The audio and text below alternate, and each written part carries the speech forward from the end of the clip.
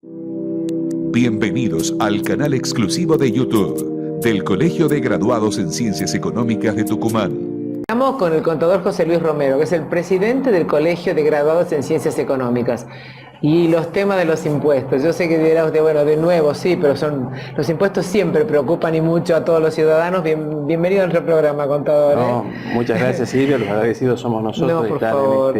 Sabemos que estamos frente a vencimientos impositivos nacionales y me gustaría que nos comentara todo eso, porque es un cronograma más que importante, ¿eh? Así es, Silvia.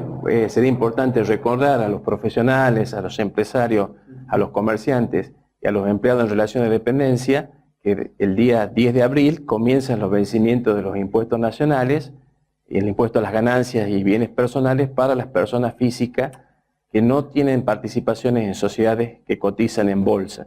Ese es el primer tramo de vencimiento donde están la inmensa mayoría de los contribuyentes. Luego, el 12 de mayo, comienza el vencimiento para las personas físicas que tienen participaciones en sociedades comerciales que no cotizan en la bolsa de valores. Y finalmente, el 30 de junio, hay un vencimiento especial para los empleados en relación de dependencia que tienen ingresos anuales superiores a 96.000 pesos, que tienen que presentar las declaraciones juradas del impuesto a los bienes personales e ingresar el impuesto resultante si corresponde. También aquellos empleados en relación de dependencia que tienen ingresos anuales superiores a 144.000 pesos deben presentar el 30 de junio su declaración jurada del impuesto a la ganancia y del impuesto a los bienes personales. Esto más bien son regímenes informativos porque los trabajadores en relación de dependencia tienen un régimen de retención que le practica su empleador. Y en el caso que existan diferencias entre los retenidos y los impuestos, el vencimiento para este grupo de contribuyentes no es el 30 de junio, sino comienza a partir del día 10 de abril. O sea que tenemos un paquete de 3 vencimientos vinculados. Y en todos los temas, ¿se necesita siempre la presencia de un profesional de ciencias económicas para ayudar a los ciudadanos a hacer las presentaciones en tiempo y forma? Creo que ahora inclusive todo es a través de vía online, ¿no? Casi todo, ¿no? El 100% de los vencimientos nacionales es vía online. Nosotros creemos que en estas épocas de crisis y de cambios normativos, porque el fisco permanentemente aumenta los impuestos para solventar el gasto público, es muy importante que los empresarios, los profesionales, cuenten con un contador o con un licenciado matriculado en nuestro colegio, de tal manera que tenga un asesoramiento de excelencia. Nosotros vemos que un mal asesoramiento, una mala decisión, lleva a grandes problemas que hacen muchas veces fracasar emprendimientos con grandes diferencias de impuestos que se determinan a favor del fisco. Sobre todo en estos tiempos que la tecnología es un gran aliado de los organismos de administración tributaria y un pequeño error, un pequeño olvido trae consecuencias nefastas para los contribuyentes. Y contador, yo recuerdo cuando se puso el monotributo, entonces decía, ¿qué tributo tan sencillo? Justamente porque era así, y ahora resulta que el monotributo se ha convertido en un dolor de cabeza. Sí, inclusive hay que cambiar de categoría, todo ese tipo de cosas también, ¿no? Efectivamente, el monotributo de simple no tiene absolutamente nada, tiene un régimen de categorización cuatrimestral, hay que permanentemente seguir 4 parámetros. Uno, si se pasa de un parámetro, queda fuera de una categoría, y mucha gente, la gente es mal asesorada por idóneos y le aconsejan permanecer en la categoría B, que es la categoría mínima, que implica hasta 24.000 pesos de ingresos anuales.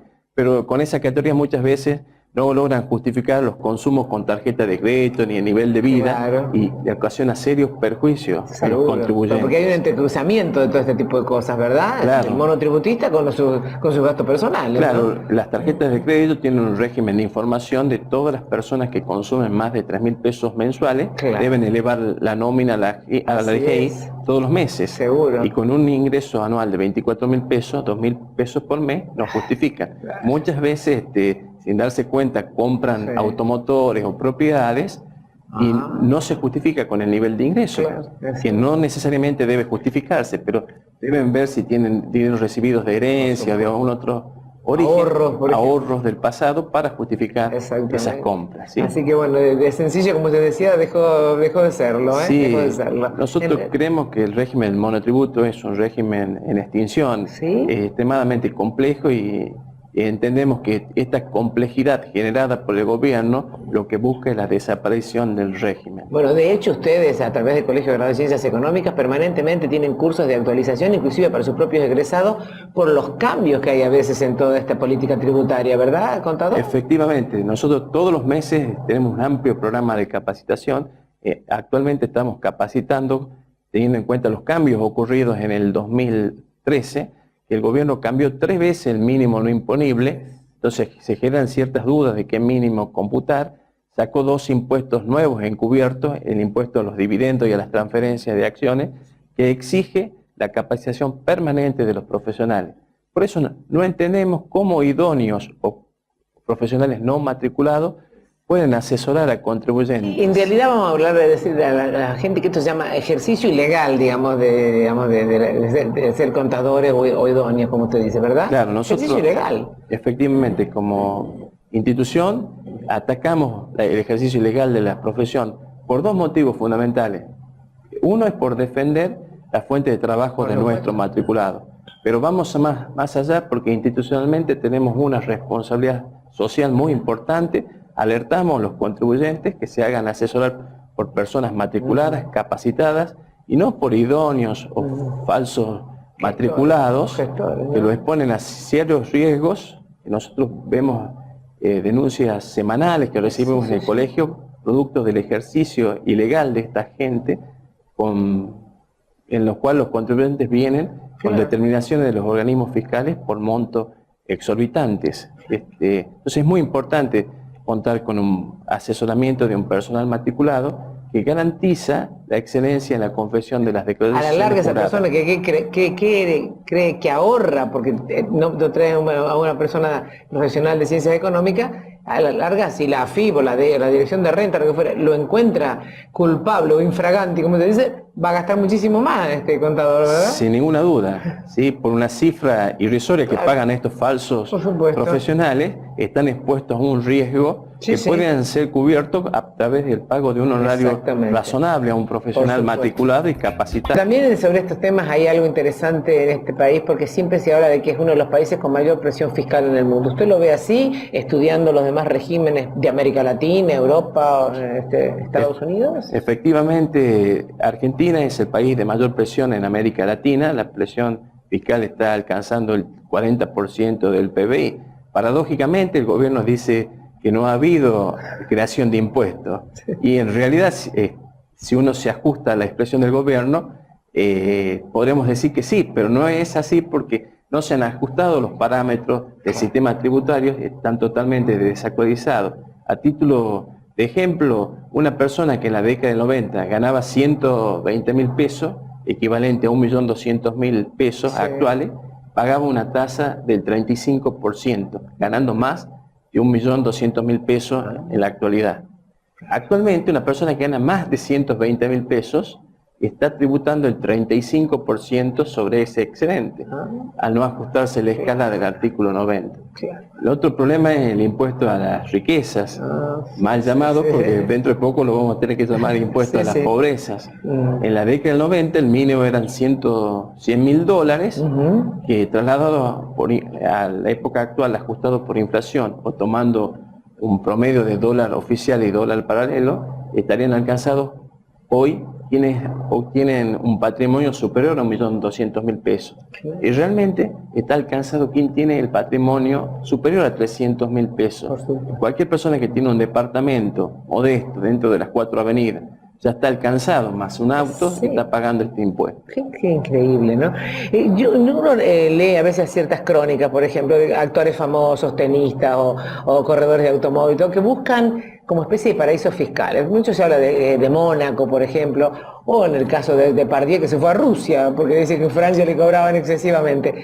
Y es verdad, pero de pronto esos tributos tan altos que ellos dicen que se pagan, en esos países, por lo menos en Europa, vuelve como estado de bienestar, ¿verdad? Se nota eso en esos países, ¿verdad? Sí, efectivamente. ¿Sí? Nosotros acá no logramos eso. Si la carga tributaria es de este nivel, tendríamos que tener un estado de bienestar, pero nosotros para tener buena educación, tenemos que hacer uso de colegios privados, para tener buena salud, colegios obras sociales prepaga, Exacto. la administración de justicia es extremadamente lenta, o sea que no disfrutamos un nivel de bienestar acorde al nivel de contribución que hacemos al Estado, Sí. lo que es una gran ¿Y la evasión preocupación. fiscal es real, que es alta también en la República Argentina, contador? ¿O en otros países? Se estima buscará, que ¿no? existe un nivel entre el 20 y 30% del PBI de evasión impositiva.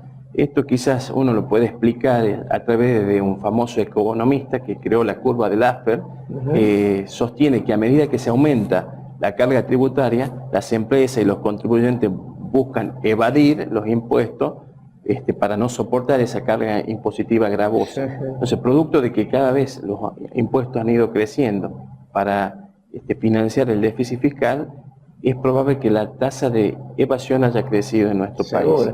Bueno, pero desde que el mundo, no sé, una ve las películas de los señores feudales que le cobraban semejantes impuestos a sus pobres arrendatarios, hasta el día de hoy, que bueno, ya no estamos reyes, pero sí están los gobiernos que tienen una... Pero siempre se habla también de que los impuestos deben ser equitativos. Quien más gana, más debe pagar. ¿Usted lo ve así? No, prueba de eso es que una persona que gana al año 125.000 pesos de ganancia neta sujeta a impuestos, paga una tasa del 35%. Y una persona que gana 10 millones de pesos paga la misma tasa, y las situaciones no son comparables. Nosotros hemos propuesto en varias ocasiones la reforma integral del sistema tributario, cosa que no ocurre, pero esperamos que las próximas autoridades comiencen a reorganizar el sistema tributario argentino. Otro caso que el país está en deuda es con la reforma de la ley de coparticipación federal. Usted ve que desde el año 94 de la Constitución existe ese mandato constitucional y hasta la fecha no se cumple. Y eso hace cada vez que las provincias sean más dependientes de la nación. Esa es también otra deuda que... Pero también tiene que ver todo esto, contador, con que los estados gastan a veces más de lo que deberían gastar, ¿no? No quiero decir con esto que el estado no debe estar presente, sino que son estados muy grandes. Si hubiera un IVA diferenciado, le explico, en alimentos de primera necesidad, seguramente estaría más beneficiado aquel que menos cobra y le sería indiferente a aquel que es más rico, ¿no es cierto? Pero correcto, esto no logramos hacerlo. En otros países sí, por ejemplo, Brasil ahora. Sí, algunos países tienen tasa diferencial para los productos de primera necesidad. Efectivamente, esto es todo un problema que desde el comienzo mismo de la Argentina venimos con un problema de déficit fiscal y en algunas ocasiones lo podemos financiar ese déficit fiscal con endeudamiento externo, pero con los problemas que tuvimos no podemos acceder al endeudamiento externo. Luego los gobiernos siguen con el aumento de los tributos para financiar el rojo que tienen. Por supuesto. Pero llega un momento que el aumento de tributos, como está pasando actualmente, genera un efecto contrario, porque recaudan menos. Entonces ahí pasamos a financiar el déficit fiscal con la emisión monetaria. Y emisión monetaria implica inflación. Entonces, es un círculo todo vicioso. es un círculo vicioso. Bueno, y además de eso se suman a veces las moratorias, que es injusto que el que paga en tiempo y forma después el otro tenga el beneficio. Brevemente quiero que me diga qué opina de la ley del mosto, porque bueno, no beneficiaría a las provincias cuyanas y a nosotros no generaría problemas. Nosotros como tucumanos institucionalmente estamos muy preocupados que prospere este proyecto, porque implicaría un fuerte golpe para la economía tucumana, teniendo en cuenta que el azúcar es un producto inelástico, la demanda es constante, y al aumentar la oferta el efecto sobre el precio es catastrófico. Se dice que quedarían sin colocar 140.000 toneladas de azúcar, así que es terrible, y la oferta estaría y la demanda es la misma, entonces el precio no se sabe a qué nivel puede caer. Seguramente de ocurrir esto quebrarían varios ingenios, 2 o 3 ingenios que no tendrían dónde colocar la producción a precio razonable, no solo en estos ingenios sino en toda la industria. Esperamos que no prospere este proyecto, sobre todo porque afecta a una de las provincias más pobres de la Argentina, que es la provincia del noroeste argentino. Esperemos que no. Dicen que a veces cuando dos provincias o dos grupos o dos regiones se enfrentan, a veces en el Congreso los diputados de ambas partes deciden a veces por lo menos cajonearlos por un tiempo hasta ver si lo estudian más en profundidad. Ojalá que así sea y que no beneficie a uno en detrimento de los otros, que eso es lo importante, ¿no? El equilibrio. Le agradezco mucho, contador. Al final empecé preguntándole sobre los vencimientos impositivos y hemos terminado hablando sobre temas que le importan y mucho al ciudadano ciudadano, que tiene que ver nada más y nada menos que con su bolsillo, porque los impuestos salen del bolsillo de los argentinos. Gracias, contadores. Será hasta otro momento. No, Muchas Silvia, gracias. los agradecidos somos nosotros Muchas y hasta gracias. cualquier momento. Sumate a participar de las actividades académicas, sociales y deportivas del Colegio de Graduados en Ciencias Económicas de Tucumán.